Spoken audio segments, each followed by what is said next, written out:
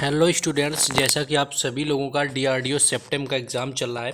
तो आज यहाँ पर आपका 15 मार्च और 15 मार्च का जो सेकेंड शिफ्ट का एग्ज़ाम था वो समाप्त हो चुका है। तो ये वीडियो उससे रिलेटेड है, जो भी सेकेंड शिफ्ट में आपका जिस तरह से पेपर का पैटर्न पूछा गया है उसका ऑल रिव्यू यहाँ पर हम करने वाले हैं। चलिए शुरू करते हैं। उस थर्ड और सेकेंड दोनों शिफ्ट वालों के लिए महत्वपूर्ण है, इसको ज़रूर देखें। पहले यहाँ पर जीके से शुरुआत करेंगे कि आपका कौन सा क्वेश्चन पूछा गया था, क्योंकि मोस्टली क्वेश्चन नहीं मिल पा रहे हैं। तो पहला क्वेश्चन ये था आपका कि विश्व हॉकी दिवस कब मनाया जाता है। तो ये जो क्वेश्चन है आपका तीनों दिन आपका 3 शिफ्ट, यानी कल भी आपका 2 बार पूछा गया। एक दिन ये पूछा गया कि आपका खेल दिवस किसकी याद में मनाया जाता है, उसके बाद आपका ये पूछा गया कि कब मनाया जाता है, और आज आपका विश्व हॉकी दिवस भी उसी से संबंधित पूरी तरह है। तो विश्व हॉकी दिवस है आपका 29 अगस्त को हॉकी के जादूगर कहे जाने वाले महान खिलाड़ी मेजर ध्यानचंद की जयंती के लिए मनाया जाता है। ध्यानचंद ने भारत को ओलंपिक खेलों में स्वर्ण पदक दिलवाया था। अंतर्राष्ट्रीय स्तर पर भारतीय हॉकी को पहचान दिलाई हुई थी। तो जो विश्व हॉकी दिवस, ये आपका विश्व खेल दिवस जो है आपका, ये 29 अगस्त को मनाया जाता है। मेजर ध्यानचंद की याद में मनाया जाता है, क्योंकि ये उनका जन्म दिवस होता है। तो इससे रिलेटेड आपका मोस्टली पूछा जा रहा है। नेक्स्ट आगे बढ़ेंगे। एक क्वेश्चन आपका ये पूछा गया था कि अरुणाचल प्रदेश की सबसे ऊंची चोटी कौन सी है। तो अरुणाचल प्रदेश की बात करें तो समुद्र तल से 21,300 फीट की ऊंचाई पर स्थित अरुणाचल प्रदेश की गोरी चेन चोटी सबसे ऊंची आरोग्य चोटी है, यानी कि गोरी चेन चोटी यहाँ पर राइट आंसर हो जाएगा, जो कि अरुणाचल प्रदेश की सबसे ऊंची चोटी यहाँ पर है। तो ये क्वेश्चन आपका ज्योग्राफी से रिलेटेड पूछ लिया गया था। नेक्स्ट आगे बढ़ेंगे। नेक्स्ट आपका ये क्वेश्चन था, ये क्वेश्चन कुछ वो हैं जो फर्स्ट शिफ्ट में नहीं मिल पाए, तो उनका फर्स्ट शिफ्ट के भी क्वेश्चन यहाँ पर हम बताया दे रहे हैं, क्योंकि आपका डीआरडीओ का आगे एग्जाम है तो सारे आपके लिए इंपॉर्टेंट है। तो जिन लोगों का सेकेंड शिफ्ट में एग्जाम था वो और भी क्वेश्चन बताएंगे, या जिनका थर्ड शिफ्ट में एग्जाम होगा, क्वेश्चन ज़्यादा से ज़्यादा आप लोगों को कॉमेंट करना है, जिससे कि आगे और भी वीडियो बनाई जा सकें सभी के लिए। नेक्स्ट क्वेश्चन आपका ये था कि कोटा जो है आपका शहर किस नदी के किनारे पर स्थित है। अगर कोटा शहर की बात करें कि किस नदी के किनारे आपका स्थित है, तो चंबल नदी आपका यहाँ पर राइट आंसर हो जाएगा, यानी चंबल नदी के पूर्वी तट पर बसा कोटा शहर राजस्थान के प्रमुख शैक्षणिक, औद्योगिक तथा पर्यटन का महत्व केंद्र है। तो यहाँ पर चंबल नदी आपका राइट आंसर हो जाएगा, जो कि जहाँ पर आपका कोटा शहर स्थित है, जो कि शैक्षिकरण और औद्योगिक तथा पर्यटन महत्व का केंद्र है, और भारत के राजस्थान राज्य में कोटा शहर स्थित है। तो ये क्वेश्चन पूछा गया था। नेक्स्ट क्वेश्चन देखेंगे, लेकिन उससे पहले जिन लोगों ने अभी तक वीडियो को लाइक और चैनल को सब्सक्राइब नहीं किया है, तो उनको वीडियो को लाइक कर देना है, साथ ही साथ चैनल को सब्सक्राइब जरूर करना है, क्योंकि यहाँ पर आपको हर एग्ज़ाम से रिलेटेड एनालिसिस मिल जाता है, और उन सभी एग्ज़ाम्स की प्लेलिस्ट भी आपको बना दी जाती है। तो आप प्लेलिस्ट में जाकर के किसी भी दिन का किसी भी शिफ्ट का एनालिसिस आसानी से चेक कर सकते हैं। बाकी हमसे कांटेक्ट में रहने के लिए आपको टेलीग्राम चैनल और व्हाट्सएप ग्रुप दोनों का लिंक डिस्क्रिप्शन में दे दिया गया है, तो वहाँ से आपको जुड़ जाना है, लिंक डिस्क्रिप्शन में। तो वहाँ पर बाकी सारी अपडेट भी मिलती रहेंगी। चलिए क्वेश्चन में वापस आते हैं अपने। क्वेश्चन ये था आपका कि फीफा वर्ल्ड कप 2022 का विजेता कौन था। तो 1942 और 46 को छोड़कर जब द्वितीय विश्व युद्ध के कारण इसका आयोजन नहीं किया गया था, तब से 1930 में उद्घाटन टूर्नामेंट के बाद प्रति 4 वर्षों में आपके विजेता को सम्मानित किया गया। तो वर्तमान की बात करें 2022 का विजेता कौन रहा है, तो अर्जेंटीना यहाँ पर राइट आंसर हो जाएगा, जो कि फीफा वर्ल्ड कप 2022 के विजेता रही, और वहीं पर फ्रांस उप विजेता रही हुई थी, जिसने 2022 टूर्नामेंट में अपना तीसरा पदक जीता, वो तीसरी बार जीता हुआ था। यानी इससे पहले भी अर्जेंटीना 2 बार फीफा वर्ल्ड कप का खिताब जीत चुकी है।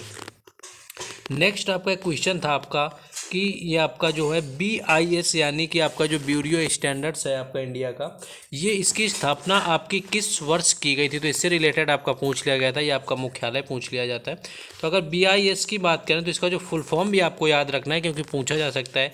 Bureau of Indian standards. तो यहाँ पर ब्यूरो ऑफ इंडियन स्टैंडर्ड आपका इसका फुल फॉर्म हो जाता है, जो कि भारत का राष्ट्रीय मानक संगठन है। इसे आपका 12 अक्टूबर 2017 अधिनियम से 2016 के रूप में आपका लागू किया गया था।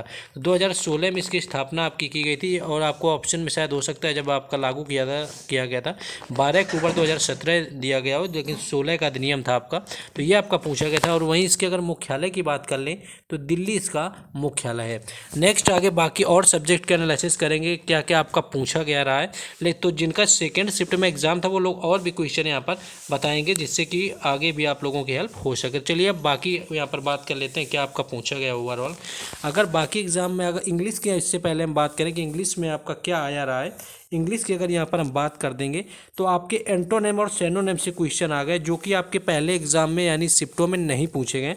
तो यहाँ 5 से 6 क्वेश्चन आपका, जो कुछ स्टूडेंट बता रहे थे कि 5 क्वेश्चन तक आपका एंटोनेम से सेनोनेम्स का आ गया है, क्योंकि आपकी इसमें जो इंग्लिश आई रही आपकी 10 नंबर तक की पूछ ली गई। वहीं डायरेक्ट इनडायरेक्ट की बात करें, आपका जो डायरेक्ट इनडायरेक्ट है ये आपका एक पूछा गया था, जिस तरह आपका फर्स्ट शिफ्ट में भी सुबह एक पूछा गया था डायरेक्ट इनडायरेक्ट, और एक आपका यहाँ पर एक्टिव पैसिव पूछा गया था।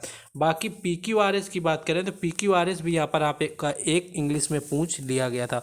बाकी GK GS की अगर टोटल क्वेश्चन की बात करें कितने पूछे गए थे, तो GK में आपके 6 से 7 क्वेश्चन, ज़्यादा नहीं पूछे गए आपके। GK के 6-7-8 क्वेश्चन आपके मोस्टली पूछे गए, जिनमें आपका करंट अफेयर से कुछ ज़्यादा वेटेज नहीं रहा हुआ है। तो ये आपका कुछ यहाँ पर GK से पूछ लिया गया। बाकी मैथ की अगर हम बात करें कि मैथ का आपका यहाँ पर लेवल क्या रहा हुआ है, तो मैथ की अगर, हाँ, करंट अफेयर के आपके 2 क्वेश्चन एग्जैक्ट, हाँ 2 क्वेश्चन आपके पूछे गए थे जो नहीं मिल पाए हैं। तो जिनका एग्जाम था वो लोग यहाँ पर कमेंट करके बता देंगे कि करंट अफेयर का कौन कौन क्वेश्चन पूछा गया था। क्योंकि आप देख रहे हैं यहाँ पर कि जो आपका मैथ और रीजनिंग हर शिफ्ट में आपका बढ़ता जा रहा है मोस्टली क्वेश्चन, क्योंकि मैथ का इस शिफ्ट में भी जो आपका क्वेश्चन पूछा गया है वो 20+ हो गया है। इसी तरह आपका रीजनिंग का हो गया, तो 40 क्वेश्चन तो आपके 40 से 45 क्वेश्चन आपका यहीं से बन गया। तो जो आपका इंग्लिश और इसके साथ आपका GK GS का लेवल है, तो वहाँ पर आपका क्वेश्चन कितना बचता है जाकर आप देखेंगे तो 20-30 क्वेश्चन इंग्लिश का सारा कुछ मिला के आपका बचेगा जाएगा। तो 25-25 क्वेश्चन आपके ऑलमोस्ट यहाँ पर इंग्लिश और GK के, इंग्लिश और रीजनिंग क्या, रीजनिंग की बात करें तो आपका कोडिंग, जैसे कि आपका मोस्टली हर शिफ्ट में पूछा जा रहा था, तो 2 क्वेश्चन आपका कोडिंग से आया हुआ था। सीरीज के भी आपके 2 क्वेश्चन पूछ लिए गए हैं, जो कि पूछे गए थे कि सीरीज में 2 क्वेश्चन आपके आए हुए हैं। बाकी मैथ की बात करें तो मैथ में आपका ट्रेन वाले से एक क्वेश्चन आया हुआ था, ट्रेन का एक क्वेश्चन था। पाइप एंड टंकी जो आपका होता है, यानी पाइप एंड सिस्टम जिसको बोलते हैं, उससे आपका एक क्वेश्चन पूछा गया था। टाइम एंड वर्क से जैसा आपका हर शिफ्ट में पूछा जा रहा है, तो 2 क्वेश्चन आपका यहाँ से आ गया था। बाकी अगर बात करें आपका SI को लेकर, SI और CI में आपका क्या रहा हुआ है, तो SI और CI का जो आपका कंपाउंड इंटरेस्ट और सिंपल इंटरेस्ट का जो आपका लेवल है यहाँ पर, ये आपका दोनों को मिला के 4 क्वेश्चन तक आपके यहाँ से पूछ लिए गए। आपको बिल्कुल आसान लेवल रहा है, इतना ज़्यादा टफ नहीं रहा। और बाकी ओवरऑल यहाँ पर माइनस मार्किंग तो है ही नहीं, आपको कोई परेशान होने की भी ज़रूरत नहीं, क्योंकि माइनस मार्किंग यहाँ पर इस एग्ज़ाम में नहीं रखी गई है।